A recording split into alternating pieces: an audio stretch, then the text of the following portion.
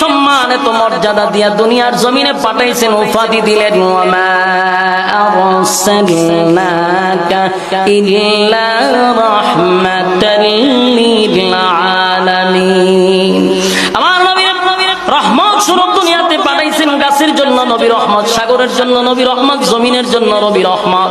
আসমান জমিন সূর্য চন্দ্র গ্রহ নক্ষত্র পাহাড় পর্বত সাগর নদী নালা খাল বিল কীট পতঙ্গ যা দেখি যা দেখি না সব কিছুর জন্য আমার নবী হলো রহমত। যুবক নবীর নবীর সম্মান আর মর্যাদা কত জানো?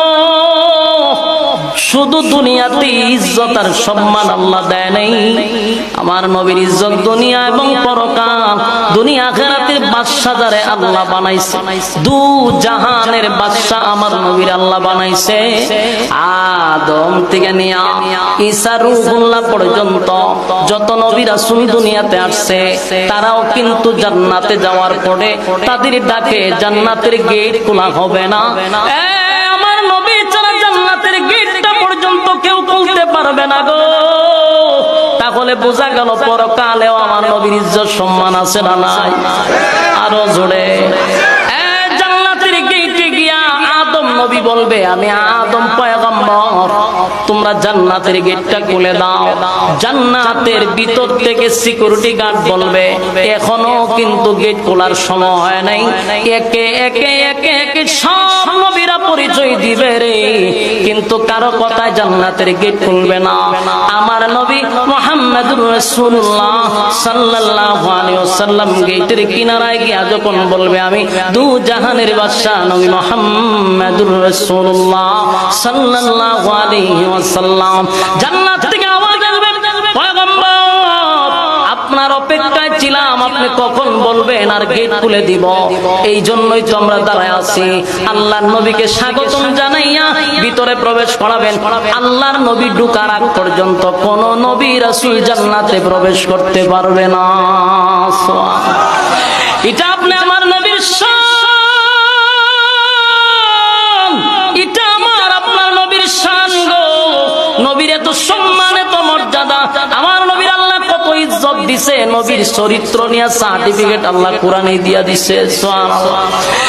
সমস্ত নবী রাসূলগণের চরিত্র ভালো ছিল, এতে কোনো সন্দেহ নাই, কিন্তু আল্লাহ আমার নবীর ক্ষেত্রে একেবারে সার্টিফিকেট দিয়া দিছে, তিল পরিমাণ স্পট নবীর ইজ্জতে নাই।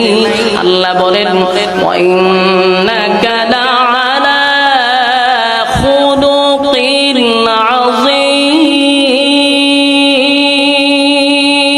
আযীম। আল্লাহ বলেন, খুলুক আযীম আমি আপনাকে দান করছি, আপনার চরিত্রের মধ্যে যে কোনো স্পট নাই। যুবক ভাইরা, আমার নবী আল্লাহ কত আমার নবীকে ভালোবাসে দেখেন। নবীর নাম ধরে একবারও কিন্তু কোথাও ডাক দেয় নাই, একবারও বলে নাই ইয়া মুহাম্মদ, ইয়া মুহাম্মদ বলে কোথাও ডাক দেয় নাই। কিন্তু আমাদের জমিনে তাইকা আমরা মানুষ রূপী কিছু মানুষ আমার নবীরে ইয়া মুহাম্মদ বলে সালাম দেয়, আছে না নাই? ইয়া নবী, আল্লাহ না কোন জায়গায় ইয়া নবী বলে ডাক দেয় নাই, ইয়া মুহাম্মদ বলে আল্লাহ ডাক দিছে না। তুই কেমনে দেশ? তুই না নবীরে সম্মান করস? আমার নবীর আল্লাহ যত জায়গায় ডাক দিছে ইয়া আইয়ুহাল মুজাম্মিল, আল্লাহ কমলি ওয়ালা বলে ডাক দিছে, উফাদি দিয়া ডাক দিছে। আমার নবীজির নাম নিয়ে আল্লাহ ডাক দেয় নাই গো। নবীর বিভিন্ন বিষয় নিয়ে আল্লাহ কসম পর্যন্ত করছে, নবীর চুল নিয়ে কসম করছে, চোখ নিয়ে কসম করছে, নবীর অঙ্গ পতঙ্গ নিয়ে আল্লাহ কথা বলছে।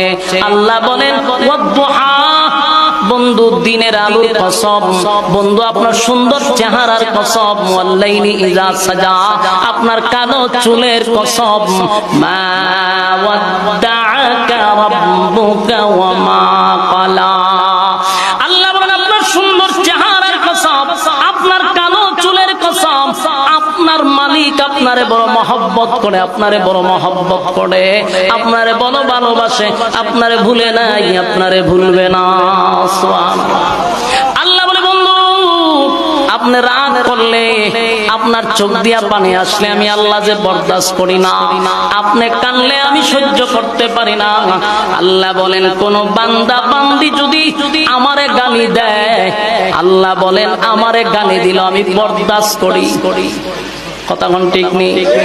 দেখবেন মাঝে মধ্যে কোন মানুষ প্রায় গ্রামে আল্লাহর গালি দেয়, কোন একটা ক্ষতি যদি হয় আল্লাহকে আর কেউ দেখছে না, আল্লাহ খালি আমারে দেখছে, আল্লাহকে আরেক কেউ দিতে পারছে না, আমারই দেয়। বিভিন্ন ভাবে আল্লাহকে গালাগালি করে। আল্লাহ কয় আমার কষ্ট লাগে না, বান্দা যদি আমার গালি দেয় গো আমার কষ্ট লাগে না, কিন্তু বান্দা যখন আমার গালি দেয় আমি তার খানাও বন্ধ করি না। সকালে যদি কোনো বান্দা বান্দি আমার গালি দেয়, বিকালে তার জন্য আমি খাবারটা রেডি রাখি, খানা বন্ধ করি না। কত নাস্তিক আল্লাহরে গালি দেয় কিনা, কথা হয় না?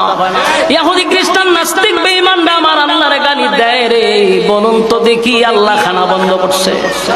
মালিক বলেন খানা বন্ধ করি না, কিন্তু আমি সহ্য করে নেই। আমার বান্দা আমারে গালি দিছে, আমি কষ্ট পাই না, আমার কষ্ট লাগে রে যদি আমার নবীরে কেউ গালি দেয়। আল্লাহ বলে আমার নবীরে কেউ গালি দিলে বরদাস্ত করতে পারি না। আবু লাহাব নবীর আগমনে খুশি ছিল রে। নবী দুনিয়াতে আগমন করার সাথে সাথে আবু লাহাব নিজের বান্দি শাহাদাত আঙ্গুলের ইশারায় আজাদ করে দিছিল। নবীর আগমনে আবু লাহাব বড় খুশি, নবীর জন্য পাগল ছিল আবু লাহাব। সেই আবু লাহাব কালেমার দাওয়াত শুইনা নবীরে পাথর মারার জন্য গেছে।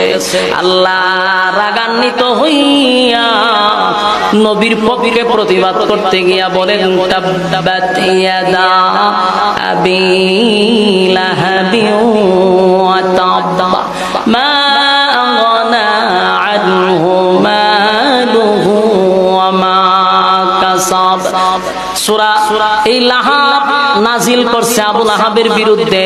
কেন? আমার নবীরে গালি দিয়েছে জন্য আল্লাহ প্রতিবাদ করছে। সুবহানাল্লাহ। মক্কা নগরীর মানুষ আমার নবীকে নির্বংশা বইলা গালি দিছে গো, আমার নবীরে আটকুরা বইলা গালি দিছে। নবী প্রতিবাদ করে নাই, নবী প্রতিবাদ করে নাই, কিন্তু আমার আল্লাহ বরদাস্ত করতে পারল না। মালিক সাথে সাথে সূরা কাউসার নাজিল করে বলে ইন্না